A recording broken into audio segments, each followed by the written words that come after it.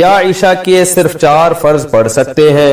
اگر کوئی عشاء کی نماز لمبی ہونے کی وجہ سے چھوڑ دیتا ہے تو اگر وہ صرف 4 فرض پڑھ لے تو کیا اس کی عشاء کی نماز ہو جائے گی؟ اسی طرح اگر عصر کی بھی صرف 4 رکعت فرض پڑھ لے تو کیا اس کی نماز ہو جائے گی؟ کوئی گناہ تو نہیں ہوگا؟ حنا صاحبہ بہاولپور سے۔ جی حنا صاحبہ، بالکل فرض نماز ہو جائے گی۔ 17 رکعتیں سوچ کے نماز ہی چھوڑ دینا عشاء کی، یہ تو بہت بڑا ظلم ہے۔ تو 4 فرض یہ بہت زیادہ ضروری ہیں۔ اگر کوئی سنتیں نہیں پڑھ رہا، صرف 4 فرض پڑھ لیتا ہے تو فرض تو ذمے سے ساقط ہو گئے نا، ورنہ فرض چھوڑنا تو کبیرہ بہت بڑا گناہ ہے اسلام میں۔ تو کسی بھی طرح ہو فرض بہرحال پڑھیں۔ باقی عشاء کے بعد 2 سنتیں موقدہ ہیں تو وہ بھی پڑھ لے، کیا جا رہا ہے اس میں، وہ بھی موقدہ ہیں۔ کبھی کبھار چھوڑ دیں تو کوئی حرج نہیں ہے، لیکن چھوڑنے کا معمول بنا لینا اس میں گناہ کا خطرہ ہے۔ ایسا شخص قابل ملامت ہے، نبی کی شفاعت سے محروم ہونے کا خطرہ ہے۔ تو اس لیے 2 سنتوں کو کبھی معمول بنانا چاہیے، کبھی کبھار چھوٹ جائے تو کوئی حرج نہیں ہے، لیکن بہرحال 2 سنتوں میں اور 4 فرض میں زمین آسمان کا فرق ہے۔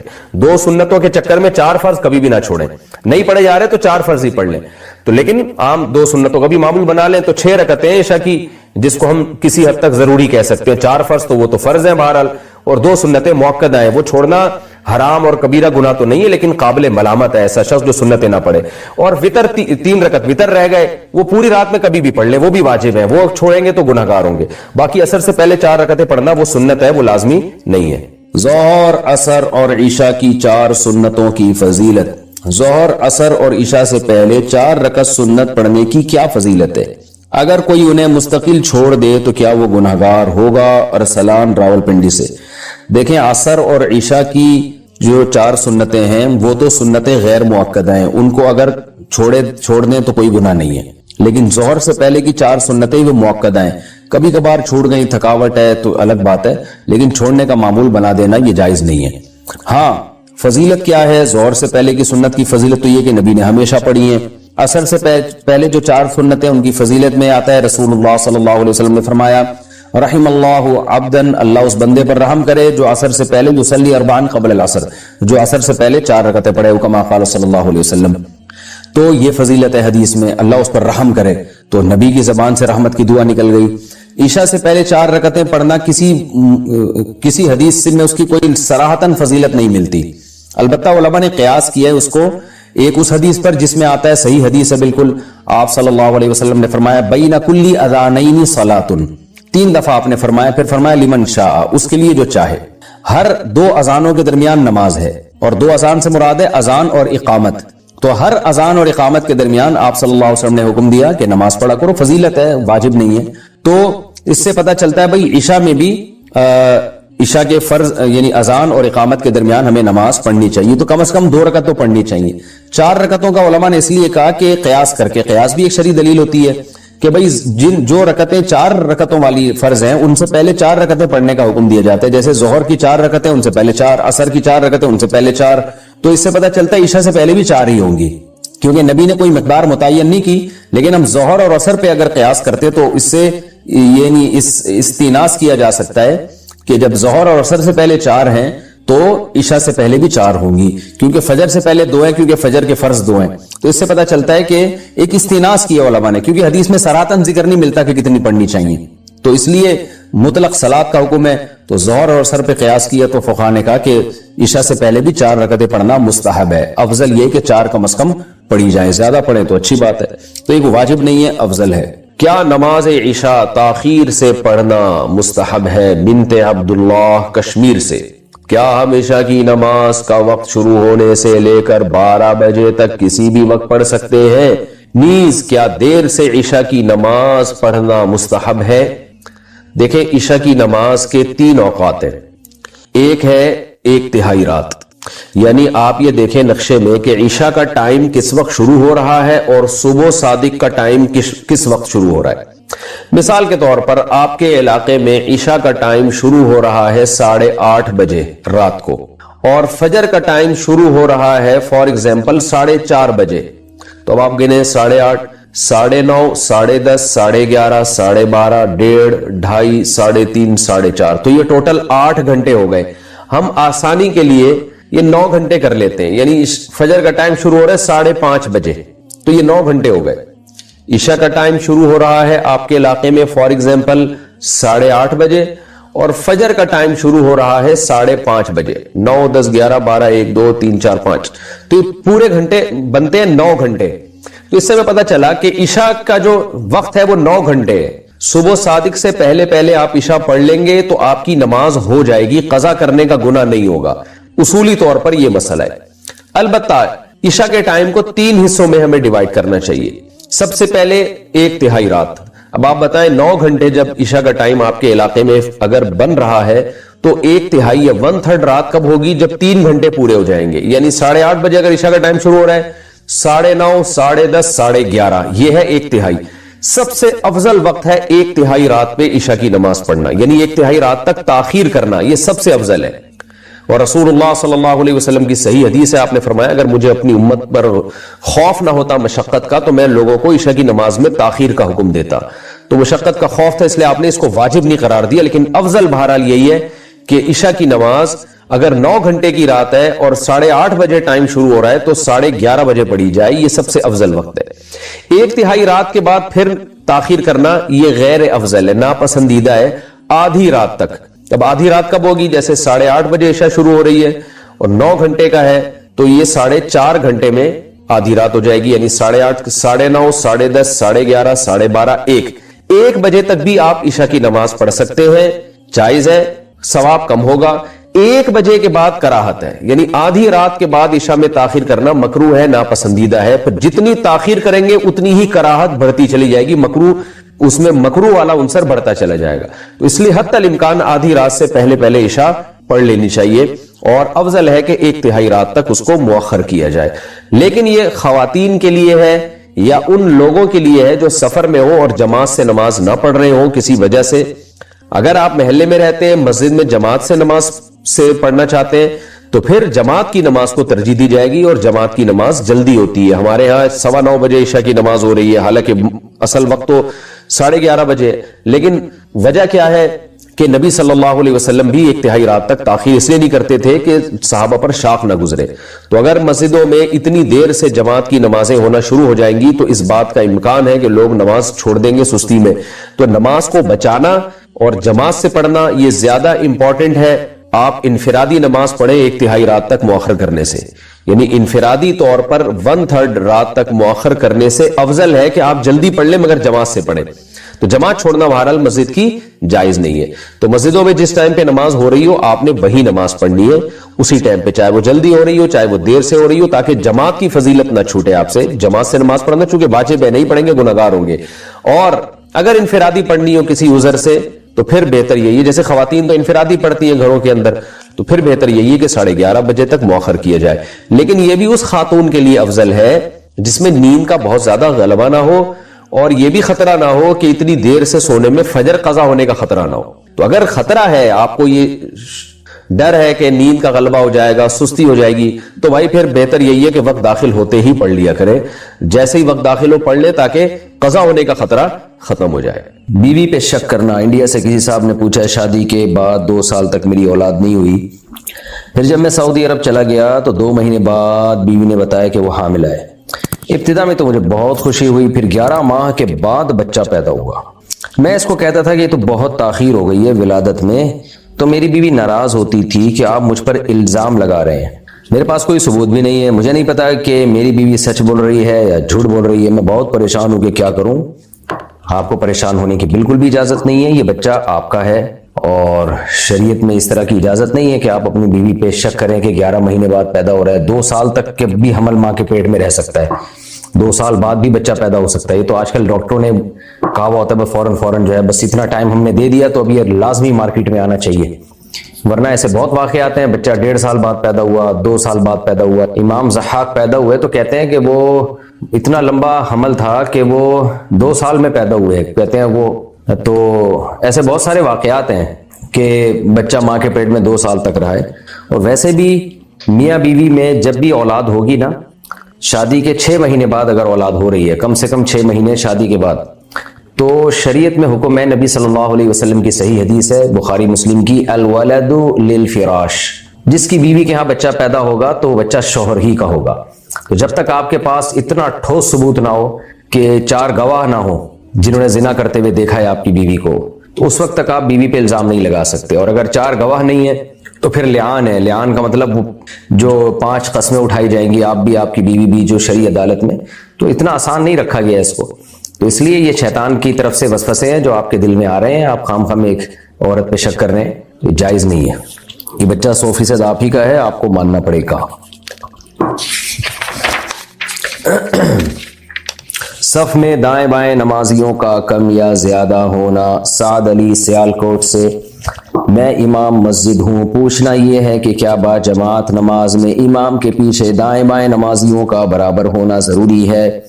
ابتدا میں تو برابر ہوتے ہیں، مگر بعد میں کبھی دائیں طرف کبھی بائیں طرف کچھ لوگ زیادہ ہو جاتے ہیں. تو کیا یہ گناہ ہے؟ اس سے نماز میں کوئی فرق تو نہیں پڑے گا؟ نہیں جی، نماز میں کوئی فرق تو نہیں پڑے گا، لیکن امام کا بیچ میں رہنا سنت ہے. اس لیے صف دونوں طرف برابر ہونی چاہیے. ہاں یہ ضرور ہے کہ جب دونوں طرف سب برابر ہو تو جو نیا مقتدی آئے تو وہ کہاں کھڑا ہو. تو اس کے بارے میں صحیح حدیث ہے کہ جو میامن صفوف ہے، صف کا جو دائیں طرف کا حصہ ہے، اس پر اللہ کی رحمت زیادہ ہوتی ہے. تو اس لیے کہ نو وارد جب آئے گا، نیا پرسن جب آئے گا، تو اسے چاہیے کہ سیدھے ہاتھ، صف کی جو سیدھے ہاتھ والا حصہ ہے وہاں کھڑا ہو. پھر جو اس کے بعد جو شخص آئے گا وہ دیکھے اگر کہ سیدھے ہاتھ والا حصہ زیادہ لمبا ہو گیا تو پھر وہ بائیں طرف چلا جائے تاکہ امام بیچ میں رہے. تو یہ غیر یعنی خلاف سنت تو ہے یہ کہ ایک طرف کی صف بہت لمبی دوسری طرف کی چھوٹی. خلاف سنت تو ہے یہ، لیکن یہ کہ اس سے نماز ہو جائے گی. غیر مسلم کو مسلمان کر کے نکاح کرنا. سراج احمد انڈیا سے. میں غیر مسلم لڑکی سے شادی کرنا چاہتا ہوں. وہ لڑکی اسلام قبول کرنے کے لیے تیار ہے، مگر میرے گھر والے کہتے ہیں کہ یہ نکاح جائز نہیں ہوگا. آپ بتائیے کہ جائز ہے یا نہیں ہے؟ جائز ہوگا بھائی، جب وہ نکاح جب مسلمان ہو جائے تو سبحان اللہ، تو بالکل جائز ہوگا. کر لیں آپ نکاح اس سے. والدین کی مرضی کے بغیر نفلی روزہ رکھنا. انڈیا سے کسی نے پوچھا ہے جی اگر چپکے سے نفلی روزہ رکھ لیا اور والدین روزہ توڑنے کا کہیں تو ایسی صورت میں روزہ توڑنے کا گناہ تو نہیں ہوگا؟ اگر نہ توڑیں تو کیا حکم ہے؟ دیکھیں مسئلہ یہ ہے کہ ہر وہ نفلی عبادت، فرض عبادت سے روکنے کا تو ویسے بھی ماں باپ کو حق نہیں ہے. لا طاعت لمخلوق فی معصیت الخالق. اللہ تعالیٰ کی نافرمانی میں آپ مخلوق کی بات نہیں مان سکتے، چاہے وہ والدین کیوں نہ ہو. تو فرائض و واجبات میں تو سوال ہی پیدا نہیں ہوتا کہ ماں باپ اگر کہہ رہے ہیں فرض چھوڑ دو، داڑھی کاٹ لو، تو اس میں تو ماں باپ کی بات ماننا بالکل ناجائز ہے. جہاں تک نفلی عبادت کا تعلق ہے، جیسے نفلی روزہ ہے، نفلی آپ نماز پڑھ رہے ہیں، دعائیں لمبی لمبی مانگ رہے ہیں، تہجد کی پابندی کر رہے ہیں آپ، تو یہ جو نفلی عبادتیں ہیں ان میں اگر اس عبادت کی وجہ سے ماں باپ کی واجب خدمت میں فرق آ رہا ہے. واجب خدمت کا مطلب یہ کہ ماں باپ محتاج ہیں آپ کی خدمت کے، ان کو کوئی ضرورت ہے اور آپ لمبی لمبی دعائیں مانگ رہے ہیں، ادھر ان کا نقصان ہو رہا ہے اس سے. یا آپ تہجد پہ تہجد پڑھے جا رہے ہیں، دن بھر پھر سوتے رہتے ہیں، تو ماں باپ کو بنیادی ضروری کام بھی رہ جاتے ہیں اس سے ماں باپ کے.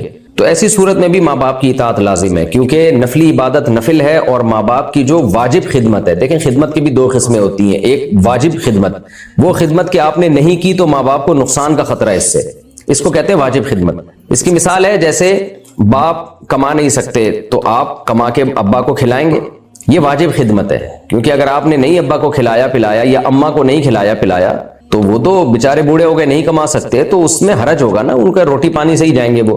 تو یہ خدمت تو آپ پہ لازم ہے.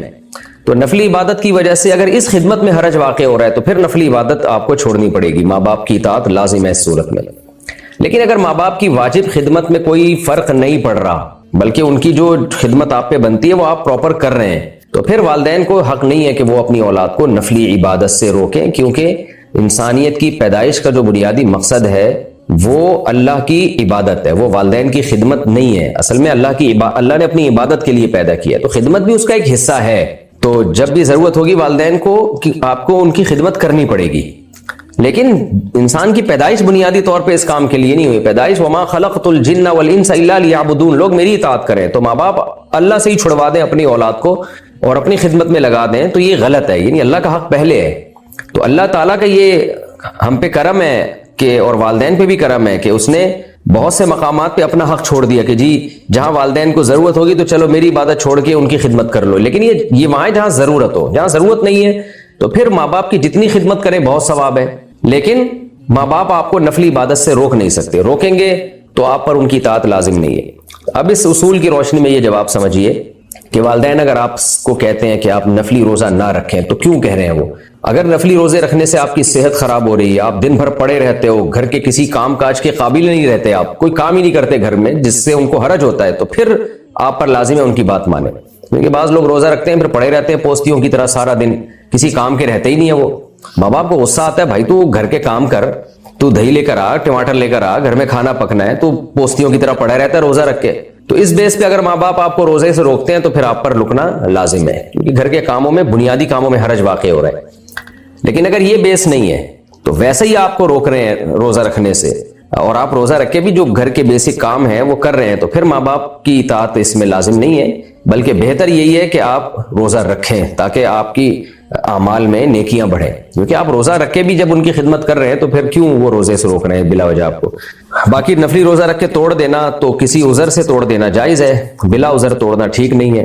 تو عذر میں یہی ہے کہ ماں باپ کسی معقول بات پہ آپ کو کہہ رہے ہیں کہ روزہ توڑ دو تو توڑ دیں, لیکن ایسی بات ہے معقول نہیں ہے بات, بلا وجہ خام خواہ میں ان کو روزے سے, بعض دفعہ ماں باپ ایسے ہوتے ہیں ان کو اسلام سے محبت ہی نہیں ہوتی, تو پھر ان کی اطاعت میں روزہ توڑنا آپ کے لیے جائز نہیں ہے. تو جیسے حدیث میں آتا ہے نا, کوئی دعوت دے تو آپ روزہ توڑ سکتے ہیں کیونکہ اس کا دل ٹوٹے گا, اس نے دعوت دی ہے. اب ظاہر ہے اگر روز ہی دعوتیں ہو رہی ہے اور تو پھر تو آپ کسی دن روزہ ہی نہیں رکھ پاؤ گے. تو کبھی کبھار دعوت ہوتی ہے, کوئی خاص قریبی ریلیٹیو ہوتا ہے, اس کا انسان نہیں چاہتا کہ دل دکھائے, تو ایسے ہی ماں باپ نے اگر کبھی کبھار کہہ دیا نفلی روزہ توڑنے کا, اور توڑنے کا اس لیے کہا ہے کہ اگر آپ نہیں توڑتے تو ان کے کام آپ صحیح پراپر طریقے سے کر نہیں سکتے, پھر آپ توڑ سکتے ہیں لیکن بعد میں قضا کرنی پڑے گی, یہ بھی ذہن میں رہے. لیکن نارملی اگر وہ بلا وجہ ایسے روزہ توڑنے کا حکم دے رہے ہیں تو پھر توڑنا جائز نہیں ہے. کافی شاپ ریسٹورنٹ کا بزنس, عبد الرحمن سعودی عرب سے. جناب میرا سوال یہ ہے کہ کافی شاپ اور ریسٹورنٹ جیسے بزنس کرنا صحیح ہے یا نہیں, کیونکہ اس میں بے پردہ مردوں اور عورتوں کو ایک ساتھ بیٹھ کر گپ لگانے کا موقع ملتا ہے. کیا کافی شاپ یا ریسٹورنٹ کے مالک کو ان کے گناہوں سے حصہ ملے گا؟ دیکھیں, کافی شاپ جو کھول رہا ہے اس کے مالک کو, اس کی نیت اگر یہ نہیں ہے کہ میں یا تو کری وہ اس لیے رہا ہے نا تاکہ لڑکے لڑکیوں کو گیدرنگ کا موقع ملے, تو پھر تو یہ حرام ہے. اس کی مثال ایسے جیسے چند سال پہلے یہاں کراچی میں آئس کریم پارلر کھلے ہوئے تھے. وہ لیبل آئس کریم پارلر کا تھا, وہ اصل میں ڈیٹنگ پوائنٹ تھے. لڑکے لڑکیاں جو بھی بے غیرت قسم کے, بھنگی چمار قسم کے لڑکے لڑکیاں تھے, تو وہ وہاں بیٹھ کے ڈیٹیں مارتے تھے, زنا بھی ہوتا تھا. باہر لیبل یہ لگا ہوا تھا جی آئس کریم ہے, تو ہو سکتا ہے آئس کریم بھی ملتی ہو, لیکن سب کو پتا تھا کہ بنانے والے کا یہ جو چلانے والا ہے نا, اس کا مقصد آئس کریم نہیں ہے, صرف لیبل لگا ہوا ہے, باقی یہ سب دھندے کے لیے. تو آپ کی نیت ہی اگر یہی ہے کہ کافی کا تو ایک لیبل ہے, مقصد یہ ہے کہ جی ڈیٹنگ پوائنٹ بنے, تو پھر تو آپ کا یہ سارا کاروباری حرام ہے. لیکن میرا خیال ہے ایسا آپ کی شاید نیت نہ ہو, امید ہے صرف آپ نے کافی پوائنٹ کھولا ہوا ہے, تو پھر اس میں اگر کوئی بے پردہ خواتین آتی ہیں یا لوگ ڈیٹ مارتے ہیں تو آپ کا قصور نہیں ہے. اس کی مثال ہے جیسے آپ نے ایک رینٹ پہ گاڑی چلا رہے ہیں آپ, یا ایک بس چلا رہے ہیں, تو ظاہر ہے اس بس میں لوگ حج کرنے بھی جا رہے ہوں گے, اس بس میں لوگ پکنک کے لیے بھی جا رہے ہوں گے, اس بس میں ہو سکتا ہے کوئی ڈیٹ مارنے بھی جا رہا ہو, اس بس میں ہو سکتا ہے کوئی شراب پینے کی نیت سے بھی کسی ملک کا سفر کر رہا ہو. تو آپ کی نیت تو ایک ٹریولنگ کی سہولت دینا ہے, تو آپ کی نیت وہاں پر لوگوں کو بٹھا کے کافی پلانا ہے اور تھوڑا تفریح مہیا کرنا ہے کہ کھلی ہوا میں بیٹھ کے یا چیئر پہ بیٹھ کے وہ کافی پی سکیں. تو پھر اس میں اگر کوئی لڑکے لڑکیاں آتے ہیں, مکس گیدرنگ ہوتی ہے, تو امید ہے انشاءاللہ آپ گناہگار اس سے نہیں ہوں گے. باقی یہ سعودی عرب میں نا کافی اور چائے کا رواج بہت زیادہ بڑھ رہا ہے. پہلے وہ لوگ پیا کرتے تھے قہوہ, جس کو وہ گہوہ کہتے ہیں, ادرک کا اور ان چیزوں کا. یہ بہت ساری چیزیں ہمارے سوسائٹی میں غیر مسلموں سے آئی ہیں اور انہوں نے بڑے اچھے اچھے لیبل لگا کے ہمیں الو بنایا ہے. بہرحال جائز ہے, کوئی حرام نہیں ہے, میں حرام ہونے کا فتویٰ نہیں دے رہا. تو آپ نے جو کافی کا ریسٹورنٹ کا بزنس کر رہے ہیں کر لیں آپ, شراب کے بزنس سے تو بہرحال 20 گنا بہتر ہے. سورہ فاتحہ کے ساتھ سورت نہ ملانا. سعودی عرب سے کسی نے پوچھا ہے, میں کچھ سال پہلے سعودی عرب آیا ہوں, یہاں ایسے لوگوں کے پیچھے نماز پڑھنے کا موقع ملتا ہے جو فرض نمازوں کے بعد فرض نماز میں سورہ فاتحہ کے بعد سورت نہیں ملاتے. سعودی عرب میں تو میں نے کبھی نہیں سنا ایسا ہوتا ہے, لیکن ہم تو یہ مانتے ہیں کہ فرض نمازوں میں سورہ فاتحہ کے ساتھ سورت ملانا واجب ہے. تو کیا اس صورت میں ان لوگوں کی اقتداء کرنا ٹھیک ہے یا نہیں؟ نہیں جی, آپ سعودی عرب میں تو آپ کو اہل سنت والجماعت کے بہت سارے امام مل جائیں گے جو سورہ فاتحہ کے بعد سورت ملاتے ہیں, آپ ان کے پیچھے نماز پڑھیں. بڑی عمر میں حفظ قرآن کی ترتیب. میں امین گل آفریدی, جنوبی وزیرستان. میں سرکاری ملازم ہوں, دفتر میں کافی وقت خالی بھی مل جاتا ہے. عمر 25 سال ہے. آپ کے بیان میں سنا تھا کہ آپ نے بھی بڑی عمر میں قرآن حفظ کیا. میں بھی قرآن حفظ کرنا چاہتا ہوں, ترتیب بتا دیں کیسے کروں. میں نے اتنی بڑی عمر میں بھی نہیں کیا بھائی, اچھا 25 سال ہے آپ کی عمر. ہاں میں نے تو میرا خیال ہے 22 سال میں کیا تھا یا 21 سال میں. تو جناب آپ ایسا کریں کہ دیکھیں میں تو درس نظامی مکمل کر چکا تھا, عربی گرامر پڑھ چکا تھا, تو میں نے اتنی جلدی حفظ اس لیے کر لیا کہ مجھے تو قرآن سمجھ میں آتا تھا نا, عربی آتی تھی. تو جب سمجھ میں آتا ہے نا قرآن, عربی گرامر پڑھی ہوئی ہو, اس کی پریکٹس ہو آپ کو عربی کتابوں میں, تو پھر آپ کے لیے یاد کرنا بہت آسان ہو جاتا ہے. پھر تو آپ کوئی واقعہ یاد کرتے ہیں قرآن مجید میں تو وہ ہوتا چلا جاتا ہے آرام سے. لیکن امین گل آفریدی صاحب آپ عالم ہیں تو پھر تو آپ یاد کر لیں, اب بہت جلدی یاد ہو جائے گا انشاءاللہ اگر آپ صحیح پراپر عالم بن چکے ہیں. لیکن اگر آپ عالم نہیں ہیں, آپ کو عربی نہیں آتی ہے, تو پھر بہت مشکل ہے بھائی, بہت مشکل ہو جائے گا. تو ٹرائی کر کے دیکھ لیں, اللہ کرے آپ حفظ کر لیں. 25 سال کوئی زیادہ عمر تو نہیں ہے, محنت کر لیں تو انشاءاللہ امید ہے ہو جائے گا. لیکن ٹرائی کر کے دیکھیں کہ آپ ایک دن میں کتنا یاد کر لیتے ہیں. ایسا نہ ہو کہ پھر 10 سال اسی کام میں لگ جائیں, پھر آپ دوسرے اہم کاموں سے رہ جائیں گے. تو اس میں آپ کا حافظہ کتنا ہے, آپ کی استعداد کتنی ہے, کسی قاری صاحب کے پاس بیٹھ جائیں, یا اخفل طریقے سے اگر آپ پڑھنا چاہتے ہیں تو اخفل طریقے سے ٹرائی کر کے دیکھ لیں. تو آپ کو 2-4 دنوں میں یا 1 ہفتے میں اندازہ ہو جائے گا کہ آپ کا حافظہ کتنا ہے اور کتنے جلدی آپ پڑھ سکتے ہیں. تو اگر آپ کو اندازہ ہو کہ اسپیڈ اچھی ہے تو پھر تو یاد کر لیں, بہت بڑی فضیلت ہے قرآن کا حفظ کرنا. اگر آپ کو اندازہ ہو کہ آپ کی اسپیڈ اچھی نہیں ہے یا ٹائم ہی نہیں مل رہا تو پھر میرا خیال ہے چھوڑ دیں, مخصوص صورتیں یاد کر لیں. آپ 30واں پارہ یاد کر لیں مکمل, 29واں پارہ یاد کر لیں, سورہ ملک یاد کر لیں, سورہ واقعہ یاد کر لیں, سورہ یاسین یاد کر لیں. تو یہ مخصوص صورتیں یاد کر لیں, یہ کافی ہے. کال سینٹر کے مخلوط ماحول میں جاب کرنا. سمیر کرناٹک انڈیا سے پوچھتے ہیں, میں کال سینٹر میں کام کرتا ہوں, وہاں لڑکیاں بھی ہوتی ہیں, خود بات کرنے کی کوشش کرتی ہیں, نظروں کی حفاظت نہیں ہو پاتی, کیا کروں؟ دیکھو اب یہ تو گورنمنٹ کا کام ہے نا کہ مخلوط ماحول سے روکے لوگوں کو. انڈیا کی گورنمنٹ تو ویسے ہی ایک سیکولر گورنمنٹ ہے, وہ کیوں روکے گی؟ یہ تو پاکستان جو اسلامی ریاست ہے وہ نہیں روک رہا مخلوط ماحول سے. تو اب یہ کہ اگر آپ ان چیزوں کی بیس پہ جاب چھوڑ دیں گے تو پھر رزق کے دروازے بند ہو جائیں گے, آپ جہاں بھی جائیں گے یہ گناہوں کا ماحول ہی ہے. تو اس لیے بہتر یہی ہے کہ آپ جاب کرتے رہیں اور نظر کی حفاظت کریں, فری نہ ہو. کچھ دنوں میں عادت ہو جائے گی. جب انسان ایسے ماحول میں نیا جاتا ہے نا, جیسے جب ایشیائی ملکوں سے لوگ یورپ جاتے ہیں نا, تو وہاں جو بے پردگی کا ماحول نظر آتا ہے تو ایک دم پاگل ہو جاتے ہیں, کیونکہ انہوں نے کبھی دیکھا نہیں ہوتا یہ ماحول. لیکن جن لوگوں نے وہاں جا کے شروع میں ہی نظر کی حفاظت کی, لڑکیوں سے فری نہیں ہوئے, تو پھر وہ یوز ٹو ہو جاتے ہیں, پھر ان کو وہ ماحول زیادہ اٹریکٹ نہیں کرتا. تو میں ملا ہوں یورپ میں, کتنے دیندار لوگ ہیں, وہ کہتے ہیں ہم جب گئے تو بہت شروع میں حالت ہماری عجیب سی ہوتی تھی, لیکن ہم نے اپنے نفس پہ کنٹرول کیا, ریزرو رہے, ہم لڑکیوں سے نہیں فری ہوئے. تو اللہ کا شکر ہے, انہوں نے کہا اب ہمارے وہ جذبات نہیں ہیں, برائیوں کی طرف ہمارا ذہن نہیں جاتا, ہم عادی ہو گئے اس ماحول کے. تو آپ بھی ایسا کریں کہ آپ جاب کر رہے ہیں کال سینٹر میں, جاب چھوڑیں گے پھر کہاں تلاش کریں گے؟ مسلمانوں کے لیے رزق کے دروازے اس طرح تو بند ہوتے چلے جائیں گے, خاص طور پہ دینداروں کے لیے. تو آپ حتی الامکان نظر کی حفاظت کریں, کسی سے فری ہونے کی کوشش نہ کریں. تھوڑے دنوں میں یہ بات پھیل جائے گی سب میں کہ بھئی یہ بندہ نہیں فری ہوتا. اور میں بار بار کہتا ہوں جلد سے جلد نکاح کریں, شادی کریں. کوئی زیادہ فری ہونے کی کوشش کرے نا تو سیدھا بات کریں کہ آپ نے شادی کرنی ہے تو اپنے ابا اماں کو بھیجیں, یا میں اپنے ابا اماں کو آپ کے گھر بھیجتا ہوں, نہیں تو پتلی گلی سے نکلو. اس طرح بات کر لیا کریں, تو بشرطے کہ آپ کو پسند بھی ہو. ایسا نہ ہو کوئی بھی فری ہو رہی ہو تو آپ میرا کلپ چلا کے اس کو شادی کا پیغام بھیج دیں. تو حفاظت کریں اپنی نظر کی. انشاءاللہ چند دن, 40 دن اگر آپ نے پرہیز کر لیا نا تو انشاءاللہ آپ یوز ٹو ہو جائیں گے, آپ عادی ہو جائیں گے, پھر آپ اس ماحول سے انشاءاللہ متاثر نہیں ہوں گے. موزے پہن کر نماز پڑھنا, بنت ذاکر کراچی سے. میرا سوال یہ ہے کہ کیا موزے پہن کر نماز ہو جاتی ہے؟ کیونکہ نماز کی حالت میں مردوں کے ٹخنے تو کھلے ہونے چاہیے. مردوں کے ٹخنے کھلے رکھنا کوئی نماز میں ضروری نہیں ہے. شلوار یا ازار یا پینٹ ٹخنوں تک پہنچانا حرام ہے, تو ٹخنوں سے اوپر رکھیں. باقی موزے پہن سکتے ہیں, اس میں کوئی حرج نہیں ہے, موزے پہن کے نماز ہو جاتی ہے. لاپتہ شوہر کے انتظار کی مدت. کسی نے پاکستان سے پوچھا ہے, مجھے معلوم کرنا تھا کہ اگر کسی کا شوہر گم ہو گیا ہے تو وہ کتنا عرصہ انتظار کرے گی؟ اگر وہ نکاح کر لے اور پہلا شوہر واپس آ جائے تو کس کے ساتھ رہے گی؟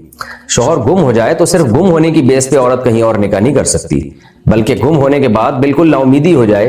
تو اصل مسئلہ تو یہ ہے کہ تینوں فقہ میں اس کی کوئی گنجائش ملتی نہیں ہے, نہ فقہ حنفی میں, نہ فقہ مالکی میں, نہ فقہ حنبلی میں.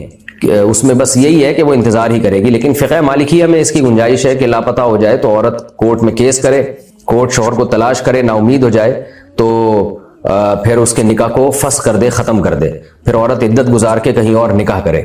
لیکن اس دوران اگر پہلا شوہر آ جائے واپس تو پھر دوسرا نکاح ختم ہوگا اور پھر پہلے شوہر کے پاس عورت دوبارہ جائے گی. لیکن یہ دوسرا نکاح بھی صحیح شرعن شمار ہوگا، اس سے جو اولاد ہوئی وہ حلال اولاد ہوگی، اس سے نسب بھی ثابت ہوگا، اور جب پہلا شوہر آ جائے گا تو یہ نکاح فسخ ہو جائے گا اور یہ عورت پھر عدت کے بعد پہلے شوہر کے پاس جائے گی. تو یہ مسئلہ ہے. لیکن یہ جب ہے کہ جب پہلے شوہر سے بالکل مایوسی ہو جائے، اس کی تلاش کی جائے. تو آپ پاکستان میں ہیں تو آپ کورٹ میں کیس کر سکتی ہیں، لیکن میں آپ کو مشورہ دوں گا اپنے پورے حالات لکھ کے پہلے کسی مدرسے سے، دارالافتاء سے فتویٰ لے لیں آپ، کیونکہ کورٹ جو ہے نا وہ شرعی احکام کا خیال نہیں کرتی ہے، بس وہاں جاؤ ٹھک کر کے ڈگری پکڑا دی. تو آپ فتویٰ لے لیں گی تو اس پروسیس کو پورا کریں تاکہ آپ کا یہ نکاح کورٹ سے اگر ختم ہوتا ہے تو شرعی بنیادوں پر ہو. تو دارالعلوم کرنگی ہے، بنوری ٹاؤن ہے، اگر آپ کراچی سے آپ کا تعلق ہے تو بنوری ٹاؤن ہے، دارالعلوم کرنگی ہے، جامعہ فاروقیہ ہے، جامعہ رشیدہ، یہ بڑے بڑے مدارس ہیں. اپنے پورے حالات لکھے کہ شوہر کو گئے ہوئے کتنا ٹائم ہو گیا اور آپ لوگوں نے تلاش کی کتنی کوشش کی ہے، کہاں گیا تھا، یہ ساری چیزیں لکھے. اور اگر آپ لاہور میں ہیں تو جامعہ اشرفیہ سے رابطہ کر سکتی ہیں، اور اگر آپ وہاں ہیں فیصل آباد کی طرف ہے جامعہ امدادیہ ہے، اور پشاور کی طرف ہے جو اکوڑا خٹک ہے. تو بڑے بڑے دینی مدارس ہیں، کسی بھی آتھینٹک دینی مدرسے سے رجوع کریں، پورے حالات لکھ کے دیں تو آپ کو نکاح ختم کرنے کا آپ کے حالات دیکھ کے شریعت کے مطابق جو طریقہ ہوگا سوٹیبل آپ کے لیے وہ طریقہ آپ کو بتا دیں گے. تو پھر کورٹ میں اس طریقے کے مطابق آپ کیس فائل کریں. شوہر کے گھر نہ جانے کی قسم. عبداللہ صاحب سرگودھا کراچی سے پوچھتے ہیں، اگر کوئی عورت اپنے شوہر کو کہے کہ اللہ کی قسم میں تیرے گھر نہیں آؤں گی، اس قسم کا کیا کیا جائے؟ عورت اپنے شوہر کو کہہ رہی ہے اللہ کی قسم میں تیرے گھر نہیں آؤں گی، اس قسم کا کیا کیا جائے؟ شوہر سے پوچھے کہ کیا کیا جائے. ہو سکتا ہے شوہر کہے کہ آپ وہی کریں جو آپ نے قسم اٹھائی ہے. تو بعض دفعہ میاں بیوی میں اتنا اختلاف ہوتا ہے نا کہ وہ لڑ کے آدھے ہو چکے ہوتے ہیں، دونوں چاہ رہے ہوتے ہیں کہ ہم جان چھڑائیں ایک دوسرے سے. تو دونوں آپس میں مشورہ کر لیں کہ قسم کو باقی رکھنا ہے یا توڑنا ہے. اگر شوہر کہ نہیں جی تم نے واپس آنا ہے، اتنی محبت ہے میں تمہارے بغیر نہیں رہ سکتا، تو پھر آپ کو چاہیے کہ آپ قسم توڑ دیں اور میاں کے گھر واپس چلی جائیں اور 10 غریبوں کو 2 ٹائم کا کھانا کھلا دیں. لیکن اس غریب میں شوہر نہیں ہو، شوہر کے علاوہ جو غریب ہیں ان کو 10 غریبوں کو 2 ٹائم کا کھانا کھلا دیں. اگر آپ خود غریب ہیں، 10 غریبوں کو 2 ٹائم کا کھانا نہیں کھلا سکتی، اچھا صرف کھانا ضروری نہیں ہے بلکہ پیسے بھی دیے جا سکتے ہیں، تو 2.25 کلو گندم کے پیسے آپ ایک غریب کو دیں، اس طرح 10 غریبوں کو 2.25 کلو گندم یا گندم کے پیسے بانٹ دیں، تو یہ بھی ٹھیک ہے. اگر آپ خود غریب ہیں، نہیں پیسے یعنی آپ نہ پیسے دے سکتی ہیں نہ غریبوں کو 2 ٹائم کا کھانا کھلا سکتی ہیں، تو پھر آپ 3 روزے رکھیں لگاتار، یہ قسم کا کفارہ ہوگا. تو آپ گھر چلی جائیں شوہر کے اور پھر قسم توڑ دیں. نبی صلی اللہ علیہ وسلم نے فرمایا جو حدیث کا مفہوم ہے، غلط بات پہ کوئی قسم اٹھائے نا تو قسم کو توڑ دینا چاہیے. تو شوہر کے گھر نہ جانا کوئی اچھا کام تو ہے نہیں، بلکہ شوہر کا گھر ہی نہیں ہے، وہ تو آپ کا گھر ہے. اللہ میاں نے شوہر کے گھر کو بیوی کا گھر قرار دیا ہے. تبھی قرآن میں آتے نا طلاق کے بعد لا تخرجوہن من بیوتہن، عورت کو اس کے گھر سے نہ نکالو. حالانکہ وہ تو شوہر کا گھر ہے، شوہر کرایہ دے رہا ہے یا شوہر مالک ہے، لیکن اللہ تعالیٰ شوہر کے گھر کو بیوی کا گھر کہتے ہیں کہ عورت کا گھر جو ہے نا اس کے شوہر کا گھر ہے.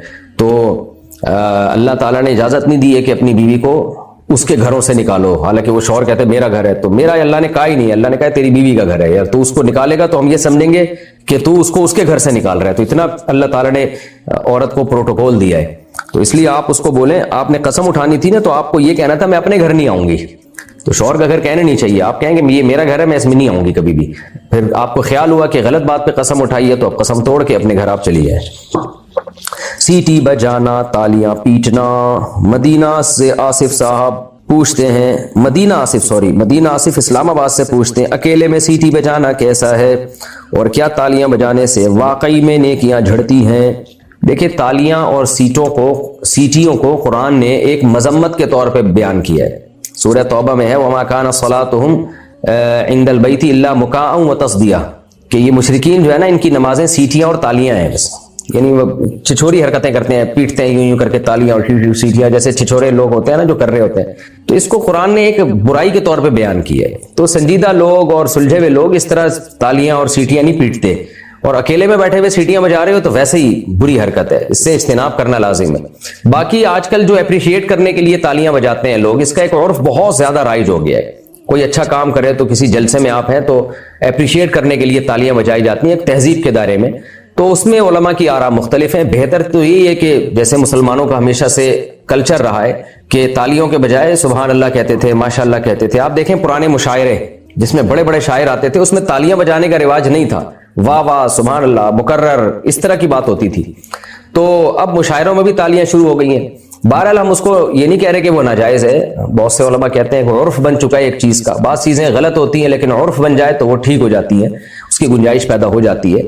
تو بہتر یہی ہے کہ اس سے ایوائڈ کیا جائے. باقی کہیں مجلس میں بیٹھے اور سب تالیاں بجا کے اپریشیٹ کر رہے ہوں کسی کو جائز کام پہ, تو پھر آپ بھی بجا سکتے ہیں تالیاں, گنجائش ہے اس کی. بہتر یہی ہے کہ ماشاء اللہ کہہ کے, یا شاعری ہے چل رہی ہے تو واہ واہ سبحان اللہ اس طرح کے شاعروں کو تو واہ واہ چاہیے ہوتی ہے نا. بہتر یہی ہے کہ ایسا کر لیں. پرانے کپڑے سے قرآن کا غلاف سینا. ارم بشرا صاحبہ یو پی انڈیا سے پوچھتی ہیں کیا بچے ہوئے کپڑے سے قرآن کا غلاف سی سکتے ہیں یا نئے کپڑے کا ہی غلاف بنانا چاہیے؟ بچے ہوئے کپڑے سے بھی بنا سکتے ہیں. باقی قرآن کو پروٹوکول دیں, جتنی عزت دیں اتنا اچھا ہے. بہتر یہی ہے کہ مہنگے سے مہنگا کپڑا ہو, خوبصورت کپڑا ہو, اس سے قرآن کا غلاف بنائیں. جتنی عزت دیں گے اللہ کے شاعر کو, اللہ تعالیٰ اتنا ہی خوش ہوگا. سطر کی حد. محمد صدیق انڈیا سے. اچھا یہ وطر کے بعد 2 نفل کا مسئلہ لوگ اکثر پوچھتے ہیں انڈیا میں کہ وطر کی نماز کے بعد 2 نفل پڑھنے چاہیے یا نہیں. یہ سوال ہمیشہ میں اسکپ کر دیتا ہوں. اس کی وجہ یہ ہے کہ اس میں بڑا اختلاف ہے وطر کے بعد 2 نفل میں, اور جس مسئلے میں اختلاف ہوتا ہے میں جب تک اس کی تہ میں گھس کے بال کی کھال اتار کے تحقیق نہ کروں میں جواب ریکارڈ نہیں کراتا. یہ میری عادت ہے. تو کیونکہ مجھے اس کا ٹائم ہی نہیں مل رہا اس مسئلے کی تحقیق کا, اور یہ آج سے نہیں ہے, یوں سمجھیں کہ 10-15 سال سے لوگ یہ مسئلہ مجھ سے پوچھ رہے ہیں اور ہمیشہ میں کہتا ہوں کہ پتہ نہیں, مجھے معلوم نہیں ہے. تو اب دعا کریں مجھے ٹائم ملے تاکہ میں اس مسئلے کی پوری تحقیق کروں, کیونکہ وہ اختلاف ہے اس مسئلے میں وطر کے بعد 2 نفل. حدیث میں تو ہے لیکن بعض علماء کے نزدیک وہ حدیث منسوخ ہے آخری, اور یہ قولی حدیث میں جو آتا ہے اجعلوا آخر صلاتکم وطرا, کہ اپنی آخری نماز وطر کو بناؤ. تو اس حدیث سے بعض علماء نے استدلال کیا کہ لاسٹ نماز وطر ہی ہونی چاہیے. بعض نے کہا کہ نہیں چونکہ نبی نے پڑھے. تو اب اس میں صحیح بات کیا ہے, راجح قول کیا ہے؟ تو میں یہ آس میں بھی بہت دفعہ یہ سوال آیا, میں اس کو پی گیا. تو وجہ اس کی ہے کہ مجھے جب تک پوری تحقیق نہیں ہوگی, پورا تجزیہ نہیں کروں گا میں, اس وقت تک اس کا جواب میں ریکارڈ نہیں کراتا.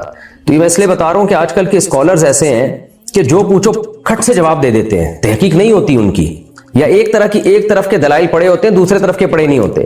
تو یہ بہت غلط طریقہ ہے. آپ کے پاس جب تک ٹائم نہیں ہے پراپر وے میں تحقیق کرنے کا, آپ جواب نہ دیا کریں. اور میں نے ایسے اسکالرز بھی دیکھے ایک دفعہ غلط چیز ریکارڈ کروا دیتے ہیں اور اتنی ڈھٹائی کے ساتھ اس پہ غلط بات پہ پھر وہ ریکارڈ کرواتے ہیں کہ پھر وہ ریورس ہونے کا ان کے پاس چانس ہی ختم. جیسے یوٹیوب کی ارننگ کے حلال حرام ہونا ہے نا, بعض لوگوں نے پوری تحقیق کی نہیں اور اس کو ایسے حرام قرار دیا, اتنے ڈٹ گئے کہ اب ان کا بھی دل چاہتا ہے کہ وہ یوٹیوب کی ارننگ کمائیں, لیکن وہ پھنس چکے ہیں اپنی باتوں میں. اب ان کے پاس دلائل کا جواب نہیں ہے, لیکن چونکہ وہ اتنی ڈھٹائی کے ساتھ ایک دعوے کر چکے ہیں کہ اب وہ ریورس ہونے کا چانس ہی ختم کر دیا انہوں نے اپنے لیے. اسی وجہ سے کہتے ہیں نا کسی چیز میں ایسے دعوے مت کرو کہ آپ اپنے لیے واپسی کا آپشن ہی ختم کر دو. تو اس لیے پوری تحقیق کے بعد کوئی بات کرنی چاہیے. تو تحقیق کے بعد ہی جب بات ہو تو پھر بھی انسان سے غلطی ہوتی ہے, رجوع کا تو آپشن پھر بھی اس کے پاس ہوتا ہے, لیکن اس کو کم باتوں پہ رجوع کرنا پڑے گا. اور اگر پھینکتے رہیں گے یوٹیوب پہ بیٹھ گئے تو پھر رجوع ہوتا رہے گا. پھر رجوع اتنا کرتا نہیں ہے انسان, اس کی بے عزتی ہوتی ہے, تو پھر وہ غلط بات پہ اڑ جاتا ہے. تو مجھے جیسے ہی موقع ملا میں وطر کے بعد 2 نفل کے بارے میں انشاءاللہ پراپر وے میں تحقیق کر کے پھر میں انشاءاللہ جواب ریکارڈ کرواؤں گا. سطر کی حد. مفتی صاحب انڈیا سے محمد صدیق نے پوچھا ہے مفتی صاحب مرد کا سطر کہاں تک ہوتا ہے, کیا ناف بھی سطر میں شامل ہے؟ دیکھیں ناف سے لے کے گھٹنے تک سطر ہے, یہ حدیث میں آتا ہے. اب امام ابو حنیفہ اور امام شافعی کا اختلاف ہوا ہے کہ ناف سے لے کے گھٹنے تک تو حدیث میں ہے سطر ہے, تو اس میں ناف داخل ہے, گھٹنا داخل ہے یا نہیں؟ تو امام ابو حنیفہ کی رائے ہے کہ ناف سطر میں داخل نہیں ہے, گھٹنا داخل ہے, جبکہ امام شافعی رحمۃ اللہ علیہ کی رائے ہے کہ گھٹنا داخل نہیں ہے, ناف داخل ہے. تو بہتر تو یہی ہے کہ دونوں کی رائے پر عمل کریں اور احتیاط پر عمل کریں, ناف کو بھی چھپائیں, گھٹنے کو بھی چھپائیں. اور اگر یہ مشکل ہے آپ کے لیے کسی وجہ سے تو پھر ایک فقہ کو فالو کرنا چاہیے. تو امام ابو حنیفہ کے نزدیک تو جو چونکہ بر صغیر میں انڈیا پاکستان میں فقہ حنفی ہی ہے 99%, بلکہ اس سے بھی زیادہ 99.9% اہل سنت والجماعت میں فقہ حنفی ہی کو فالو کیا جاتا ہے. تو پھر 1.5 اینٹ کی الگ سے مسجد نہیں بنانی چاہیے انسان کو, جو جمہور کا مذہب ہے اسی کو فالو کرنا چاہیے. تو یہی ہے کہ ناف سطر میں داخل نہیں ہے لیکن گھٹنا سطر میں داخل ہے. گفٹ کی صورت میں چوری کیا گیا مال لوٹانا. پاکستان سے کسی نے پوچھا ہے جی مفتی صاحب اگر کسی کی ہم نے چوری کی ہو تو کیا گفٹ کی صورت میں وہ رقم اس کو لوٹائی جا سکتی ہے؟ جی ہاں بالکل. جب آپ نے کوئی چوری کر لی, آپ کو احساس ہو گیا, تو جن کی چوری کی ہے آپ پر لازم ہے کہ ان کو وہ رقمیں واپس لوٹائیں. تو اب بعض دفعہ یہ ہوتا ہے کہ آپ جب لوٹائیں گے وہ بولے گا کیوں دے رہا ہے بھائی, آپ کہیں گے میں نے ایکچولی چوری کی تھی اور میں نے توبہ کر لی ہے, تو زندگی بھر کے لیے وہ آپ کو چور کہتا رہے گا. تو اس لیے اس میں یہی سب سے بہتر طریقہ ہوتا ہے کہ آپ گفٹ کی صورت میں اس کو لوٹا دیں. اچھا, بعض دفعہ یہ ہوتا ہے کہ گفٹ کی صورت میں بھی لوٹانا بڑا مشکل ہو جاتا ہے. وہ کہے گا کیوں دے رہے ہو بھائی, آپ نے تو کبھی گفٹ دیا نہیں. تو پھر کسی موقع پہ دے دیں, جیسے اس کی شادی ہو رہی ہے تو گفٹ دے دیں اس کو, یا کوئی پاس واس ہو گیا امتحان میں, یا کوئی خوشی کا موقع ہے تو اس میں لفافے میں ڈال کے وہ پیسے لوٹا دیں. جب بعض دفعہ یہ ہوتا ہے کہ پیسے چوری نہیں کیے ہوتے, کوئی چیز چوری کی ہوتی ہے, تو اس کا بھی حل یہی ہے کہ اس چیز کے پیسے جو مارکیٹ ویلیو ہے نا وہ پیسے لوٹا دیں آپ اس کو کسی بھی طریقے سے. تو بہت سارے طریقے استعمال کیے جا سکتے ہیں جس سے یہ بھی نہ پتہ چلے کہ آپ نے چوری کی تھی اور اس کا حق اس کو لوٹ بھی جائے. تو کوئی بھی طریقہ اختیار کیا جا سکتا ہے. بعض لوگ کہتے ہیں ہم نے بچپن میں اتنی چوریاں کی ہیں کہ ہمیں پتہ ہی نہیں کس کس کی چوریاں کی تھیں. تو خوب سمجھ لیں, بچپن میں چوری کی ہو یا بڑے ہو کر کی ہو, لوٹانا تو سب کی رقمیں پڑیں گی آپ کو. تو اب جو بچپن میں کی ہیں اور یاد ہی نہیں آ رہا, تو بچپن میں یا بڑھاپے میں کہیں بھی کی ہے اور مالک کا پتہ ہی نہیں چل رہا, تو پوری تحقیق کر لیں, دماغ لڑا رہے ہیں پھر بھی پتہ نہیں چل رہا, تو پھر اس کی طرف سے وہ رقم صدقہ کر دیں آپ, اس نیت سے کہ اے اللہ فلاں کی میں نے چوری کی تھی, اب میں فلاں کی طرف سے یہ صدقہ کر رہا ہوں. اور اگر آپ خود غریب ہیں, آپ رقم صدقہ کر نہیں سکتے, بعض دفعہ چور غریب ہوتا ہے تو وہ کہاں سے صدقہ کرے گا, اس کے پاس لوٹانے کے پیسے نہیں ہیں, وہ کھا گیا سب کچھ, تو ایک اماؤنٹ کا اندازہ لگا لیں, بھائی اتنے پیسے میرے اوپر بنتے ہیں, تو حسب توفیق جتنی اللہ آپ کو توفیق دے, یعنی آپ کے پاس گنجائش ہو, تو قسط وار اس کو نکال دیں, یعنی قسطیں باندھ لیں کہ بھائی یہ میرے گھر کا ضروری خرچہ ہے اور باقی اضافی میں نے چوریاں کی ہیں, تو وہ پھر آپ نکال دیں اس کو, ٹھیک ہے نا, قسطوں میں کر دیں, یکمشت کرنا ضروری نہیں ہے اگر آپ کے پاس گنجائش نہیں ہے. اور اگر اتنے غریب ہیں کہ کھانے کو روٹی نہیں ہے آپ کے پاس, تو نیت کر لیں کہ جب مجھے اللہ گنجائش دے گا تو میں جتنے لوگوں کی چوریاں کی ہیں جلد سے جلد وہ سب کی رقمیں واپس لوٹاؤں گا. تو چونکہ اپنی جان بچانا تو پہلے ضروری ہے نا, تو جو بیسک خرچہ ہے نا لباس, خوراک اور رہائش کا, وہ پورا کریں, جو اضافی ہو وہ چوری کی رقمیں واپس لوٹائیں. جی. ولی کے بغیر چھپ کر نکاح کرنا. انڈیا, میں 18 سال کا ہوں, مجھے ایک لڑکی پسند تھی تو میں نے حرام سے بچنے کے لیے چھپ کر نکاح کر لیا, لیکن اس نکاح میں لڑکی کا کوئی ولی یا گھر والا شامل نہیں تھا. میں نے مہر بھی ادا کر دیا, کیا ہمارا نکاح ہو چکا ہے؟ دیکھیں, لڑکی کے ولی کی اجازت کے بغیر نکاح کرنا ایک اختلافی مسئلہ ہے. تینوں اماموں کے نزدیک یہ جائز نہیں ہے, امام شافعی, امام مالک, امام احمد بن حنبل. دلائل کیا ہیں اس پہ میں بہت دفعہ دلائل پہلے ریکارڈ کروا چکا ہوں, اس سے کلپ بہت لمبا ہو جائے گا. دلائل دونوں کے پاس ہیں, امام ابو حنیفہ کے دلائل بھی مضبوط ہیں, تینوں مذاہب, تینوں ائمہ کے دلائل بھی مضبوط ہیں, دلائل دونوں طرف ہیں. تو ایسے موقع پہ جب دونوں طرف دلائل ہوتے ہیں, امام ابو حنیفہ اکثر قرآن کی جو ہے نا وہ ترجیح دیتے ہیں. جب حدیث اور قرآن میں ٹکراؤ ہوتا ہے تو پھر امام ابو حنیفہ کا اصول ہے کہ وہ قرآن کو ترجیح دیتے ہیں, اور دیگر ائمہ جو ہے وہ حدیث کو وہی ویلیو دیتے ہیں جو قرآن کو ہے. تو یہ اصولی اختلاف کی وجہ سے بعض دفعہ مسائل میں اختلاف ہو جاتا ہے. تو قرآن سے یہی مترشح ہوتا ہے, پتہ چلتا ہے کہ نکاح کے لیے ولی کی اجازت ضروری نہیں ہے, لیکن حدیث میں ہے کہ لا نکاح الا بولی, ولی کے بغیر نکاح نہیں ہوتا. پھر اس حدیث کا مطلب کیا ہے؟ جمہور کے نزدیک تو یہی مطلب ہے کہ ولی کے بغیر نہیں ہوتا, لیکن امام حنیفہ کے نزدیک اس کا وہ مفہوم نہیں ہے, یہ دوسرا مفہوم ہے اس کا. وہ کیا مفہوم ہے اس کی ڈیٹیل میں جاؤں گا, بات لمبی ہو جائے گی. مختصر بات یہ کہ امام حنیفہ کے نزدیک یا حنفیہ کے نزدیک یہ اس پر معمول ہے کہ وہ غیر کفو ہو, یعنی جوڑ کا رشتہ نہ ہو. جوڑ کا رشتہ ہوگا تو پھر ولی کی اجازت ضروری نہیں ہے, اور اس کی بھی حدیث سے تائید ہوتی ہے کہ بخاری کی حدیث ہے کہ ایک صحابیہ نبی کے پاس آئیں اور کہا آپ سے نکاح کرنا چاہتی ہوں. آپ نے نکاح نہیں کیا, دوسرے صحابی نے کہا میرا نکاح کرا دیں, آپ نے نکاح کرا دیا ان کا. تو وہاں تو نہیں تھا کہ نبی نے پوچھا ہو کہ ولی کی اجازت آپ کے والد کی اجازت ہے یا نہیں ہے. تو بہرحال دونوں طرف دلائل ہیں, قرآن و حدیث ہے. تو امام حنیفہ کی عادت یہ ہے کہ جب دونوں طرف دلائل ہوتے ہیں تو جو قرآن کے زیادہ قریب ہوتی ہے اس کو لے لیتے ہیں, اور دیگر ائمہ کیا کرتے ہیں کہ وہ قرآن میں تعویل کر لیتے ہیں, قرآن کے ظاہر کو نہیں لیتے. اور قرآن کی آیت 100% ان کے اگینسٹ بھی نہیں ہوتی, ایسا بھی نہیں ہے. تو جب اختلاف ہوتا ہے نا چاروں اماموں میں, تو دلیل یہ خوب سمجھ لیں ہر ایک کے پاس ہوتی ہے, اس میں کسی ایک رائے پہ ڈٹ جانا, دوسرے کو غلط قرار دینا, یہ بالکل ٹھیک نہیں ہوتا. اب ایسے موقع پہ عوام کیا کرے جب ایسا اختلاف ہو؟ تو عوام کو چاہیے جس فقہ کو فالو کر رہی ہے اسی کے مطابق عمل کرے. ایسا نہ ہو کہ آپ حنفی ہیں اور جہاں گنجائش آپ کو فقہ شافی میں ملی تو شافی بن گئے آپ, یا آپ شافی مسلک کو فالو کرتے ہیں اور گنجائش آپ کو حنفی فقہ میں ملی تو ادھر کو چھلانگ مار دیا آپ نے. یہ پھر خواہشات کی پیروی ہے. تو اس لیے بر صغیر میں چونکہ زیادہ تر فقہ حنفی ہی کو فالو کیا جاتا ہے, تو اس لیے فقہ حنفی میں یہ ہے کہ ولی کی اجازت کے بغیر نکاح ہو جاتا ہے, لیکن علماء احناف نے شرط لگائی ہے کہ بشرطے کہ کفو ہو, یعنی لڑکا لڑکی کے جوڑ کا ہو, تو پھر ولی کی اجازت کے بغیر بھی نکاح ہو جاتا ہے. اگرچہ یہ ہے معیوب حرکت, اس کو اپریشیٹ نہیں کیا جائے گا, اس کی حوصلہ افزائی نہیں کی جائے گی. حوصلہ افزائی ان صورت میں کی جائے گی جہاں ماں باپ ظلم زیادتی کر رہے ہوں, یعنی باپ جو ہے وہ اپنی ذمہ داری پوری نہ کر رہا ہو. پھر بھی بہتر یہ ہے کہ باپ نہ ہو تو بھائی کو ولی بنا لیا جائے. بھائی بھی ذمہ داری پوری نہیں کر رہا تو چچا, تو کوئی بھی ذمہ داری نہیں پوری کر رہا تو پھر عدالت سے رابطہ کیا جائے, کورٹ سے نکاح کر لیا جائے. تو اب اس اصول کی روشنی میں آپ کی بات کا جواب یہ ہے کہ آپ کو لڑکی پسند تھی, آپ نے حرام سے بچنے کے لیے چھپ کر نکاح کر لیا, لڑکی کے ابا راضی نہیں تھے تو نامناسب کام کیا آپ نے. ایسا نہیں کرنا چاہیے, لڑکیوں کو اس طرح لڑکے بیوقوف بناتے ہیں, آگے لڑکیوں کے لیے بڑے مسائل کھڑے ہو جاتے ہیں. لیکن اب کر لیا ہے نکاح, تو اگر آپ اس لڑکی کے جوڑ کے ہیں تو نکاح ہو گیا.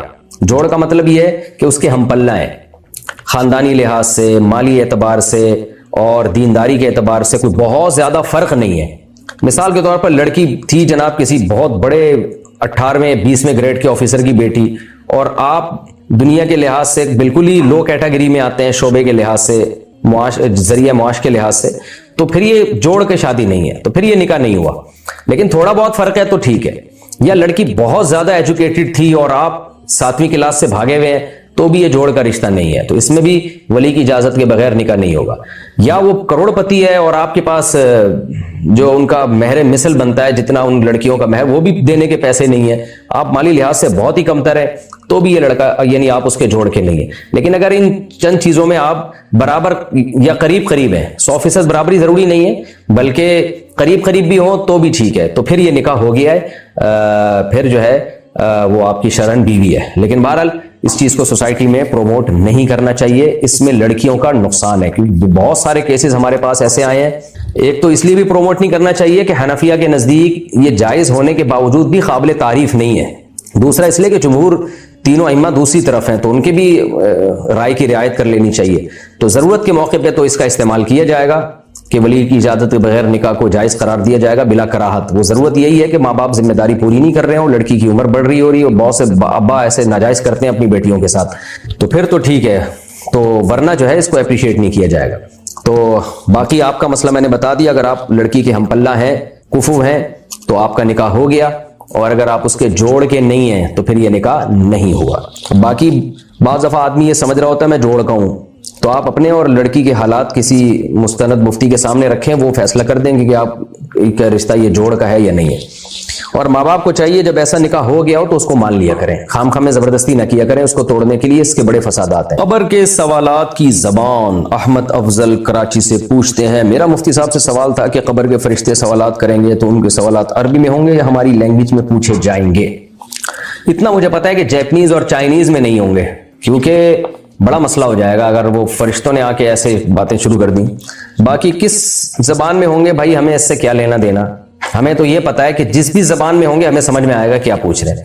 تو حقیقت یہ ہے کہ مجھے تحقیق نہیں ہے کہ کون سی زبان میں ہوں گے, جس میں بھی ہوں گے سمجھ میں آ جائے گا کہ کیا پوچھ رہے ہیں. لہذا اس بحث میں پڑے بغیر کہ کون سی زبان ہوگی, بہتر یہ ہے کہ جو سوالات پوچھے جائیں گے ان کی تیاری شروع کر دیں آپ.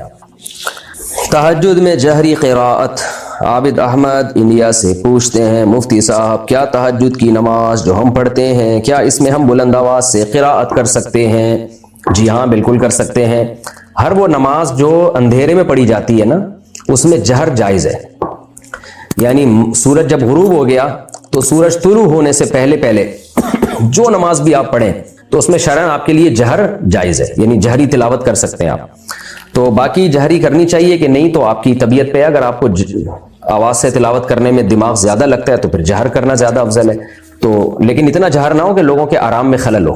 آپ تہجد پڑھ رہے ہیں, پتہ چلا اتنی اونچی آواز سے کہ محلے پڑوس والے بھی اٹھ گئے, یا اپنی بیگم سو رہی ہے وہ اٹھ جاتی ہے, بچے اٹھ رہے ہیں, تو پھر یہ جائز نہیں ہے. اتنا جہر کہ کسی کے آرام میں خلل واقع نہ ہو. پردہ کے لیے برقع ہی کیا ضروری ہے؟ کراچی سے کسی نے پوچھا, جی میرا سوال یہ ہے کہ پردے کے لیے حجاب کرنا ضروری ہے یا کسی بڑی چادر یا شال سے سر یا سینہ ڈھانپ سکتے ہیں؟ یہ بھی بتا دیں کہ برقع پہننا ضروری ہے یا ڈھیلے ڈھالا قمیص شلوار پہن سکتے ہیں؟ مقصد تو پردہ کرنا ہے. آپ چادر سے کر لیں تو بھی ٹھیک ہے, برقعے سے کر لیں تو بھی ٹھیک ہے. خواتین جو ہیں برقعے میں زیادہ کمفرٹیبل ہوتی ہیں کیونکہ اس میں پردہ خود سے ایک انتظام ہوتا ہے, نقاب لگا ہوا ہوتا ہے اس میں. چادر میں بار بار اترتی ہے, اس کو لپیٹنا مشکل ہوتا ہے. تو بہرحال جائز ہے, مقصد تو پردہ کرنا ہے, تو چاہے برقعے سے کریں چاہے چادر سے کریں. مخلوط ماحول میں پڑھنا. پاکستان سے کسی نے پوچھا ہے, مفتی صاحب مخلوط ماحول میں پڑھنا جائز ہے یا ناجائز؟ کیونکہ مفتی صاحب بعض کلاسز لڑکوں کے ساتھ لی جاتی ہیں تو میرے ابو اس کی اجازت نہیں دیتے، وہ کہتے ہیں کہ یہ ناجائز ہے، برائے مہربانی وضاحت فرما دیں۔ آپ ابو کی بات مانیں، کیونکہ بہت سارے فتنے اس مخلوط تعلیم میں، بہت زیادہ فتنے، اور اتنے حالات خراب ہیں۔ میں نہیں کہہ رہا ساری لڑکیاں بگڑتی ہیں، بہت سی لڑکیاں کو ایجوکیشن میں پڑھ کے بھی بہت اچھی ہیں، پردے دار ہیں، باحیا ہیں، دیندار ہیں، تو کسی سے بدگمان نہیں کر رہا میں آپ کو، لیکن یہ کہ بہت سی بگڑ بھی گئی ہیں اس ماحول میں۔ تو اپنے آپ کو بچائیں اس ماحول سے، حتی الامکان کوشش کریں کہ ایسی یونیورسٹی میں ایڈمیشن لیں جہاں گرلز کے لیے الگ انتظام ہو۔ پھر بھی بہت ہی کسی کو کوئی مجبوری ہو تو گنجائش تو ہے، لیکن فتنوں کا بہرحال ماحول ہے، احتیاط اسی میں ہے کہ اس سے ایوائڈ کیا جائے۔ اور ایسے بھی الحمدللہ ایجوکیشن کا انتظام ہو جاتا ہے کہ اب تو انٹرنیٹ پہ آپ کو ٹیچرز مل جائیں گی، فیمیل ٹیچر بھی مل جائیں گی جو ہر سبجیکٹ میں آپ کو تیاری کرا سکتی ہیں، تو آپ ایڈمیشن لے لیں اور گھر بیٹھے تیاری کریں، اور جتنا اپنے آپ کو اس ماحول سے بچا سکتی ہیں بچائیں۔ لیکن میں نے بتایا کہ مجبوری کے حکام الگ ہوتے ہیں، کوئی یونیورسٹی نہیں مل رہی یا جو ہے وہ مجبوری ہے آپ کے لیے پڑھنا۔ اس میں بھی ایک اہم بات یہ بھی ہے کہ ہر ایجوکیشن ہر عورت کے لیے ہے بھی نہیں نا، اس میں مردوں کی بھرمار ہے، مردوں کو روزگار نہیں مل رہا اتنی، یعنی آپ خاص نوعیت کی ایجوکیشن حاصل کر کے آپ نے جاب کرنی ہے تو اس جاب میں مردوں کے لیے ویکینسیز نہیں ہے، اس میں خواتین بھی تعلیم حاصل کر کے جب ان ویکینسیز پہ قبضہ کر لیں گی تو مرد کہاں جائیں گے، وہ تو بے روزگار گھومیں گے، تو اس سے تو اور الٹا نقصان ہو رہا ہے۔ تو خود ہی ایجوکیشن دیکھیں، ہم ایجوکیشن کے خلاف نہیں ہیں، لیکن ایجوکیشن کون سی ایجوکیشن عورت کے لیے ضروری ہے تو یہ پہلے فیصلہ کرنا پڑے گا۔ کچھ کام ایسے ہیں جو مردوں کے کرنے کے ہیں، اس میں مردوں کے لیے ویکینسیز نہیں ہے، اگر اس میں خواتین بھرتی ہونا شروع ہو جائیں گی تو مرد بے روزگار ہوں گے، خودکشیاں کریں گے جیسے کہ ہو رہا ہے۔ تو یہ بھی ایک بس ایک بھیڑ چال چل رہی ہے ہمارے کنٹری میں۔ ایک ڈاکٹر ہیں بڑے اچھے، انہوں نے بڑی زبردست بات کی، ڈاکٹر عفان، نام لینے میں کوئی حرج نہیں ہے، کہ ہمارے یہاں ہر خواتین جو ہے نا میڈیکل کالج میں لڑکیاں جا رہی ہیں، ڈاکٹر بنے، ان کی کھپت نہیں ہے سوسائٹی میں اتنی، تو وہ بہت درست بات کی۔ تو اتنی محنت ہوتی ہے، اتنا اسٹرگل کے بعد اتنا دماغ ان کا کھپتا ہے اس میں، اس کے بعد ان کو وہ آؤٹ پٹ نہیں ملتا جو وہ چاہ رہی ہوتی ہیں، تو ظاہر ہے ڈپریشن میں جائیں گی۔ کچھ لڑکیاں تو نکل جاتی ہیں آگے، کچھ بہت ساری رہ جاتی ہیں۔ بس ایک بھیڑ چال ہے ہمارے ملک میں۔ آپ کو پتا ہے پہلے لڑکوں نے MBA کرنا شروع کیا تھا، ہر لڑکا MBA کر رہا تھا، 10-15-12 سال پرانی بات ہے۔ جس سے میں ملتا بھائی کیا کر رہے ہیں MBA، ابے میں نے کہا اتنے مینیجر مارکیٹ میں کھپیں گے کہاں جا کے، آپ MBA کر کے مینجمنٹ سیکھ رہے ہو، اتنی کمپنیاں نہیں ہیں جتنے مینیجر بن رہے ہیں۔ وہی ہوا کہ سارے برباد گھوم رہے ہیں ڈگریاں لے کے، بس وہ MBA پہ اتنا پیسہ خرچ کر لیا بغیر کسی پلاننگ کے۔ بس ایک بھیڑ چال ہے ہمارے کنٹری میں، ایک ٹرینڈ چلتا ہے۔ پہلے سارے جب اوبر آئی ہے نا، اوبر اور کریم، ہر آدمی اوبر کا ڈرائیور بنا ہوا تھا، سب نے اوبریں لے کے چلانا شروع کر دی، جی بڑا پیسہ ہے۔ کہاں سے اتنی ٹیکسیاں کریں گی کیا آپ کے شہر میں؟ تو پاگلوں کی طرح ایک کام شروع ہوتا ہے ہمارے ملک میں۔ کوئی گورنمنٹ کی طرف سے تو کوئی ہے ہی نہیں ہدایات نا، کہ گورنمنٹ بتائے کہ بھائی ہمیں اتنی ضرورت ہے اور اس میں اتنے لوگ چاہیے ہمیں، بس بھیڑ چال ہے۔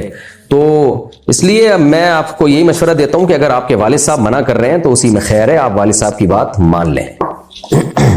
ابا کو حالات بہت زیادہ پتہ ہوتے ہیں، ابا بڑے ہوشیار ہوتے ہیں۔ جاندار کی شکل کے ہینڈل کی خرید و فروخت، ساحل صاحب انڈیا سے پوچھتے ہیں، میرا سوال یہ ہے کہ ہم گڑیا یعنی ڈال یا خرگوش اور ڈریگن کی شکل کے ہینڈل جو واکنگ اسٹک میں استعمال ہوتے ہیں کو کسی دکان سے لے کر آن لائن بیچ سکتے ہیں؟ دیکھیں، گڑیا یا خرگوش یا ڈریگن وغیرہ کی شکل چونکہ جاندار کی تصویریں ہیں تو اس لیے اس کا بیچنا جائز نہیں ہے، خرید و فروخت۔ اگر آپ نے کوئی اسٹک بیچی جس پہ تصویر بنی ہوئی ہے تو اس میں چونکہ تصویر مقصود نہیں ہوتی، وہ اسٹک مقصود ہوتی ہے، تو پھر اس کی ارننگ حلال ہوگی۔ لیکن احتیاط اسی میں ہے کہ آپ ایسی چیزیں نہ بیچیں، احتیاط کی بات بتا رہا ہوں، حلال حرام کی بات نہیں۔ جیسے ایک ڈبہ بیچتے ہیں اس پہ تصویر بنی ہوئی ہے تو مقصد ڈبہ ہوتا ہے نا، تصویر مقصد نہیں ہوتی۔ یا کوئی پیکنگ کی کوئی بوتل بیچ رہے ہیں، تصویر بنی ہوئی ہے اس پہ، تو مقصد تو بوتل ہے، تصویر مقصد نہیں ہے، تو اس میں ارننگ پھر حرام نہیں ہوگی۔ احتیاطاً کوئی اوائڈ کرے تو اچھی بات ہے۔ تو لیکن گڑیا، یہ میں بتا رہا ہوں گڑیا یا خرگوش کی تصویر، لیکن اگر گڑیا ہی بیچ رہے ہیں، ڈال بیچ رہے ہیں یا خرگوش کا مجسمہ بیچ رہے ہیں تو وہ بہرحال ناجائز ہے۔ باقی گڑیا کے بارے میں صرف ایک یعنی اختلاف ہے، بعض ائمہ اس کو جائز سمجھتے ہیں بچیوں کے کھیلنے کے لیے، لیکن حنفیہ میں وہ جائز نہیں ہے، اور کیونکہ تصویر کی ممانعت پر اتنی شدید وعیدیں ہیں کہ احتیاط بہرحال اسی میں ہے کہ بچیوں کو گڑیا بھی نہ لے کے دی جائے۔ میں جب اپنی بچیوں کے لیے گڑیا خریدتا ہوں، چھوٹی بچیوں کے لیے، تو اس کے چہرے کو مسخ کر دیتا ہوں، اس کا چہرہ بگاڑ دیتا ہوں۔ اب ہماری بچیاں ماشاءاللہ اتنی ٹرین خود ہی ہو گئی ہیں، وہ جب کہہ رہی ہوتی ہے نا ہمیں گڑیا چاہیے تو وہ فوراً خود ہی کہتی ہیں ابو ہم اس کا منہ مٹا دیں گے، آپ بے فکر رہیں، ہم اس کا منہ خود مٹا دیں گے۔ تو چہرہ مسخ کر دیں گڑیا کا، پھر بچیوں کو کھیلنے دیں، اس سے بچیوں کا بڑا دل چاہتا ہے گڑیا اڑیا اور ایسی چیزوں کو کھیلنے سے، احتیاط اسی میں۔ تو باقی یہ جو آپ اسٹک، جو واکنگ اسٹک پہ اگر تصویر بنی ہوئی ہے تو اس کی آمدن حلال اس لیے ہے کہ مقصد اسٹک بیچنا ہے، تصویر کا ہونا اس میں ایک برائی کی چیز ہے، لیکن وہ مقصود نہیں ہے خرید و فروخت سے۔ ایپ کے ذریعے پیسے کمانا۔ پاکستان سے کسی نے پوچھا ہے مفتی صاحب ایک ایپ ہے، اس میں 15,000 ڈپازٹ کروانے ہوتے ہیں، اس کے بعد روزانہ کی 12 ویڈیوز لائک کرنے سے 600 روپے یومیہ ملتے ہیں، ویڈیوز اپنی مرضی کی لائک کر سکتے ہیں اور ان میں اشتہار بھی عام طور پر فحش نہیں ہوتے، اگر ناجائز ہے تو کیا 15,000 جو ہم نے ڈپازٹ کروائے ہیں وہ اس ایپ سے کام کر کے پورے کر سکتے ہیں یا نہیں؟